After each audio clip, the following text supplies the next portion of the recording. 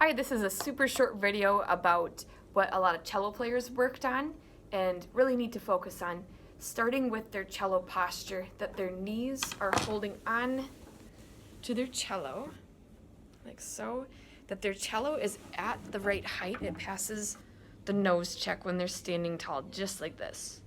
It should come up to this height, and if it doesn't, they need to either make their cello shorter if it's like this, or taller if it's like this, by making their end pin, this, oh, can I get it? That the silver bar down at the bottom, making that tall enough or short enough. It really does start with that cello posture. Some kids have turned their cellos quite a bit and it's flat like this. It's impossible to get your best sound this way. So we're making sure it's flat, making sure that our bridge is pointing towards our music stand, and also that we start with our best bow hold. A thumb that is bent like this in the sweet spot here, wrapping fingers around. And especially as cello players, making sure that our pointer finger is not turning this into a Harry Potter wand like this, okay? Because when we do that, it makes our bow really crooked. Or it is just really, it's painful to try to make it really straight and right. You can see that here. That is awkward. So we make sure that we have our very best bow hold, our pinky that stands tall, a pointer finger that wraps around, making sure that we're in the sweet spot just below the black fingerboard here, that our string and our bow make a T with each other, perpendicular. Or you can think of it as my bow being parallel to the bridge, and then making sure that our bow stays in the same spot on the string as we move back and forth. So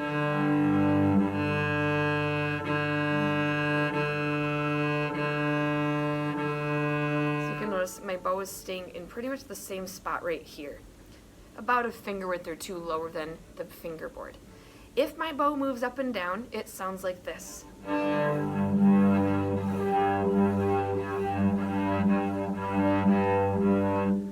It doesn't matter if it moves a little bit up and down or a lot up and down. It just doesn't sound as good. So these are the big keys that we were making sure that we, especially as cello players, can do. Start with a cello at the perfect height, passing the nose check, like so. Making sure that we are sitting on a chair that's the right height. Knees holding the cello. Back up so you can see. Okay, I should be able to hold it with my knees. A great bow hold. My bow in that perfect spot. Making a T, staying in the same place. You can watch your bow while you play, to make sure that it's moving perfectly. Students are noticing that their elbow moves a lot more than their shoulder, and that their wrist also has to move as well to make it stay very straight. Like so. All right, and then when we add fingers, we need to make sure that our fingers are lining up on the tapes as well, like we've been practicing for a long time, and pinching tight enough.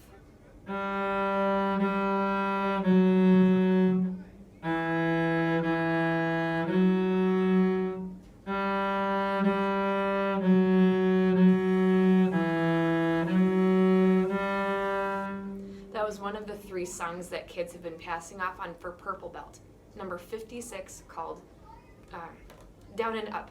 The next one is Tribal Lament, just to hear the kind of sound that you can get on a cello on that song, number 57.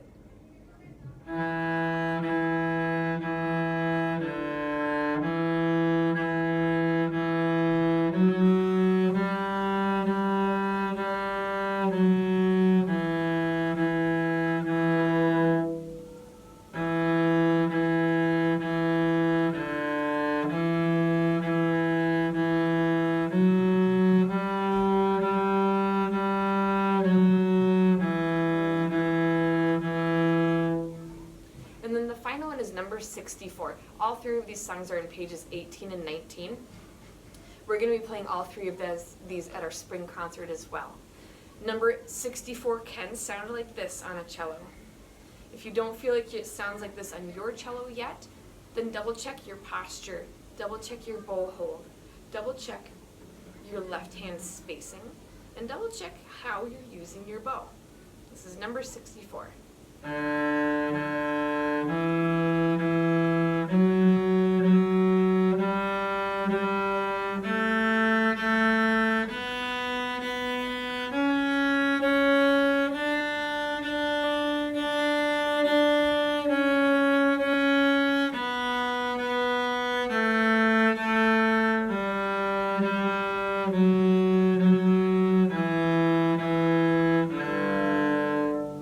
Okay, it wasn't totally perfect on that one, but kids who are listening close may have noticed I hit another string. Do you know how to fix that? Tip your elbow a little bit so you hit only the string that you want. I hope this has been helpful. Sometimes playing with a bow on a cello can be more challenging than on other instruments because we really have to fight gravity, and this pinky at the end can be the most helpful thing, honestly, to combat that, okay? To have it standing tall rather than collapsed. So be on the lookout. There's a lot of small things that you can notice as a parent. What things look like, what they sound like. We're trying to train your student to be able to do those things, but they think about it a lot when they're playing, and it's really helpful to have another set of eyes and ears when they're practicing. Thanks for tuning in. See you next time.